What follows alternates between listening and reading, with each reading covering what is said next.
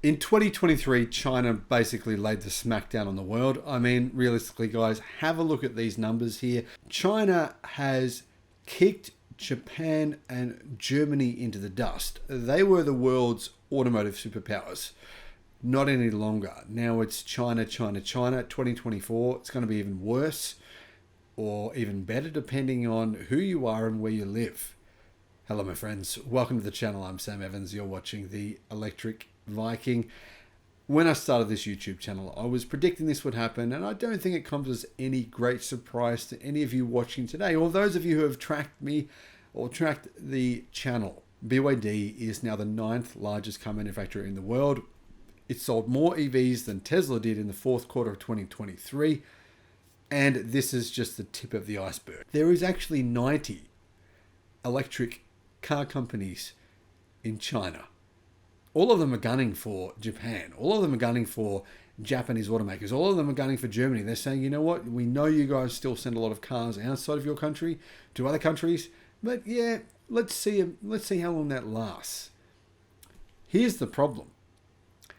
Germany and Japan, Nissan and the Volkswagen Group, and Audi, Mercedes, and BMW have all decided if you can't beat them, well, just join them.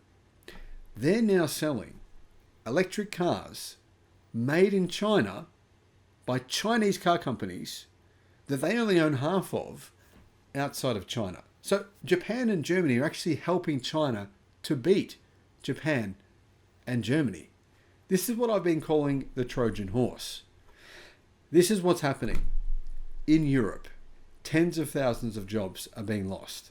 They're being fired. I mean, this news has emerged within the past few weeks, but we've seen the writing on the wall for many months now. The CEO of Volkswagen Group, Herbert Diess, we know what he wanted to do, and he was fired for even suggesting this. Well, now the Volkswagen Group went ahead and did it anyway.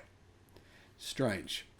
As you can see from this chart, China outsold Japan and Germany, and of course South Korea, in 2023 for the first time in history. In fact, the reality is here that this has been very clear. This trend began around 2021, that China began exporting much more cars than what it did in the past. And now we're seeing a tsunami about to emerge. A tsunami of electric cars from China, which will flood the world with cheap, affordable, and high quality electrification. They are good quality.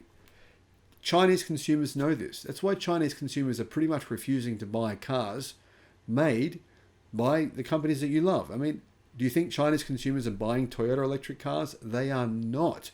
Toyota, even BMW, having to offer enormous discounts on electric cars to sell them in China because customers don't trust them for good reason.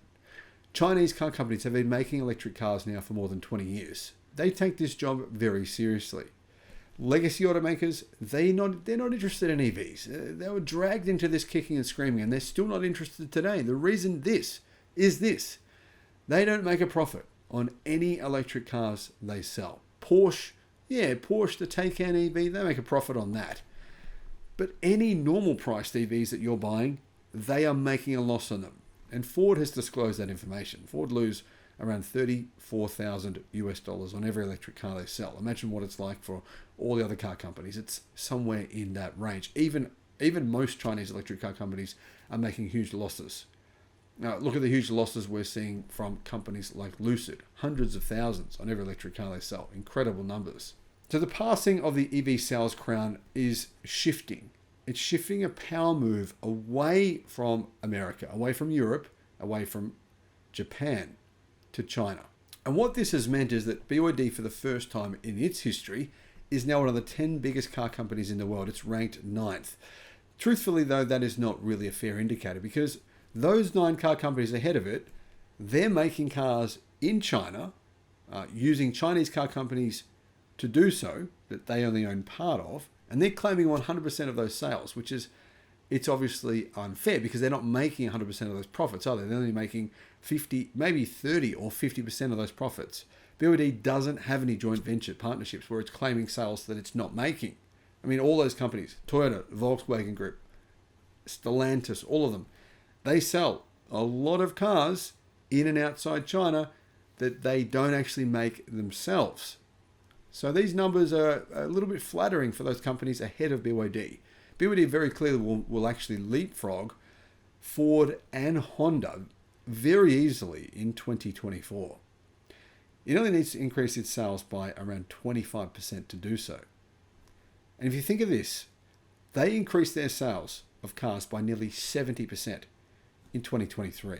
It's a foregone conclusion. In fact, I believe it's a foregone conclusion that this sales chart here will be dominated by Chinese car manufacturers within the next decade. CarNewsChina.com says that the Chinese import automobile market is experiencing enormous seismic changes. According to the Chinese Passenger Car Association, the country saw a continued downturn in its imports. So China is importing less and less cars. It's not only exporting more cars, but it's importing less. And it manufactures and it sells 28 million cars in China alone. I mean, 1 in every 3 cars sold worldwide is sold in China. This market is enormous. Historically, the Volkswagen Group makes 50% of its profit from China. Not anymore. That's all basically eviscerated, and it's going to continue to fall over the next 5 years. Here's the thing. Imports have been falling for China for many years. In fact, they've been falling since 2017. Data shows in 2017, China imported nearly 1.25 million vehicles. However, in 2022, it imported only 820,000. That's a pretty big drop. Imports from Germany, Japan, and the United States saw the biggest decline in 2023, with Japan leading the way, with a significant decrease in sales totals. Remarkably, imports from Korea actually grew, but the truth is very few Korean cars are actually sold in China. Here's the thing. Japan is not prepared for this. In fact, Nissan, who now say they're going to make EVs in China and then ship them all around the world, they say the Chinese consumers are now being racist towards Nissan. They say they're being racist against the Japanese car company. That's their excuse, not the fact that the products they sell in China are subpar. Now, the thing is, General Motors, Toyota, and all the Japanese automotive companies, their sales in China have been falling very, very fast because consumers who have been buying those cheaper, more affordable cars are now moving away. They're buying cheaper, more affordable electric cars from Chinese car brands and from Tesla. But in the luxury segment, there's a very different story going on. In 2023, BMW, Mercedes-Benz, Lexus, Porsche, Audi, they all actually showed growth. BMW had impressive growth of 23%, Mercedes-Benz 14%, Audi 37%, Porsche and Lexus, their sales numbers in China actually fell. And this is a bit of a story here now of Toyota and Lexus. In China, Toyota and Lexus, their sales are gradually falling off.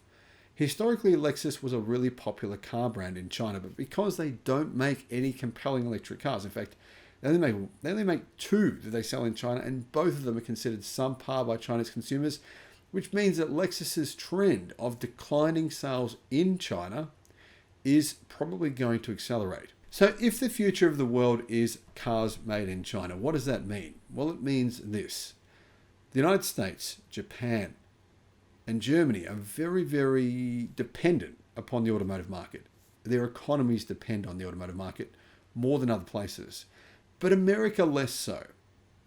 Japan and Germany, on the other hand, are incredibly dependent on automotive vehicle sales to continue their economies. I mean, probably 60% of their economies are built up around the automotive industry.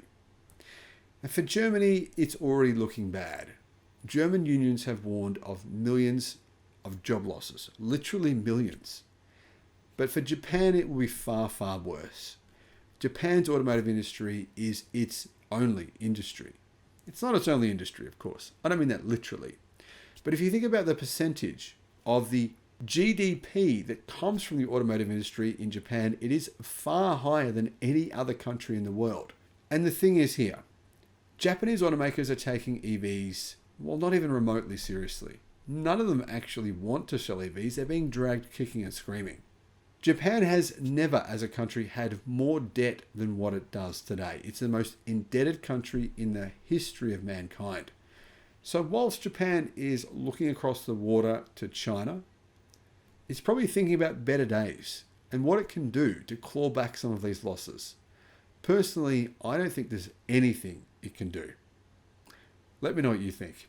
Thanks for watching.